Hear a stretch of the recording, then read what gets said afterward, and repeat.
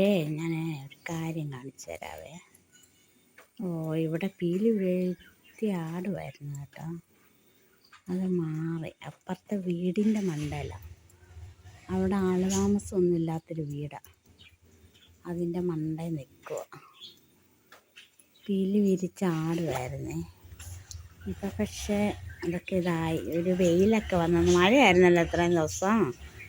ഇന്ന് ഇച്ചിരി വെയിൽ വന്നപ്പോഴത്തേക്കിന് ആളിങ്ങനെ നിൽക്കുക. പീലിയൊക്കെ കണ്ടുകൊണ്ട് ഇത് മിക്കവാറും ഇവിടെ വരും കേട്ടോ. വന്നിട്ടിങ്ങനെ പീലിയൊക്കെ വിരിച്ചാടി ഒക്കെ കാണിച്ചിട്ട് പോകും. അതാണ്.